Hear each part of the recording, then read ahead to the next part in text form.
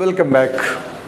Question देख लीजिए आप लोग, सर्कुलर मोशन से कुछ इस तरीके से, कैलकुलेट द सेंट्रीपिटल एक्सेलरेशन।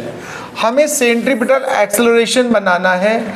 इसका सिंबल या तो हम AR इस्तेमाल करते हैं या फिर हम AC।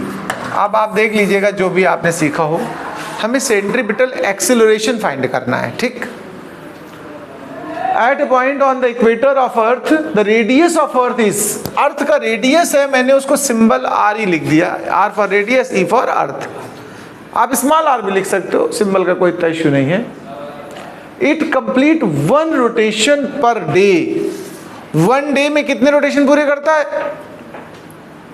1 कंप्लीट। तो हम अगर टाइम पीरियड कहें पर डे के हिसाब से अगर हम बात करें, ध्यान रखना जरा, पर डे के हिसाब से अगर टाइम पीरियड की बात करें तो 1 रोटेशन में जो टाइम लगता है उसी को हम लोग टाइम पीरियड कहते हैं कि नहीं करते, बताओ। तो वो कितने आवर्स होता है पर डे के हिसाब से अगर हम बात करें तो 24 आवर होता है। तो टाइम पीरियड हमारा 24 आवर्स हो जाएगा। ठीक है, अब हम बात करते हैं कि एक्सेलरेशन कैसे आएगा। ये अर्थ है, ये अपने एक्सिस में जब रोटेट करती है तो 24 आवर्स टाइम टेक करती है। AC जो होता है वैसे एक फॉर्मूला होता है हमारा v²/r, एक तो ये फॉर्मूला हो जाएगा, और एक हम लोग जानते हैं कि AC का होता है R ω²। अब डिपेंड करेगा हम जो हमें डेटा गिवन है, जो वैल्यूज गिवन है, इनमें से कौन सी वैल्यू हमारी इस फार्मूले से कौन से उससे निकाल पाएंगे।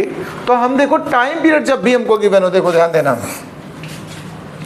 टाइम पीरियड या फ्रीक्वेंसी अगर गिवन है हमें क्वेश्चन में तो हम ओमेगा वाला यूज करेंगे। तो यहाँ पर अगर हम आपसे बात करें तो हम कहेंगे कि इस्तेमाल करना चाहिए मुझे AC = RE ω²। RE मतलब रेडियस ऑफ अर्थ, तो ये हो जाएगी 6.4 10⁻⁶। ओमेगा का फार्मूला होता है 2π/T, उसका स्क्वायर। थोड़ा कैलकुलेशन एक्स्ट्रा करनी पड़ेगी, मान के चलिए आप। तो 6.4 10⁻⁶, 2π की वैल्यू आप रख देना 3.14। टाइम पीरियड देखो ध्यान देना आवर्स में है, R को आप कन्वर्ट करिए पहले मिनट में और फिर कन्वर्ट करिए सेकेंड में। तो देखो 24 आवर को अगर मिनट बनाए तो 60 और सेकेंड बनाए तो और 60। अब इसकी कैलकुलेशन आपको करनी है। चलिए हम कैलकुलेशन भी करेंगे, फिलहाल इतना नोट करिए, फिर हम कैलकुलेशन करके आपको रिजल्ट तक पहुंचाते हैं। तो देखिए इस जगह से कैलकुलेशन को हम लोग आगे प्रोसीड करेंगे कुछ इस तरीके से। आप लोग खुद से भी कैलकुलेशन करिएगा, थोड़ा सा कभी कभी किसी क्वेश्चन में कैलकुलेशन ज़्यादा करनी होती है, वो सिर्फ प्रैक्टिस टारगेट है। बोर्ड्स या वैसे एग्जाम्स में कोर्सेज में कम से कम कैलकुलेशन वाले आते हैं, इसको करना। तो वैल्यूज़ को हम सिंप्लीफाई करेंगे, जैसे ये देखो पहले 2 से कट कर लीजिएगा, फिर इसको 2 से करके 1.57 यहाँ 30 आ जाएगा, फिर ये डेसिमल हटाइए, सिंप्लीफाई करिए। कुछ इस तरीके से स्टेप्स हमने आपके सामने करके दिखाए हैं। ये 157, 12, 30, 60 और 100, इसमें से 6, 3 और 12 का मल्टीप्लाई करिए 260, और ये देखो 2 डिजिट 0 ये और 2 0 ये, टोटल 4 पावर हो गई।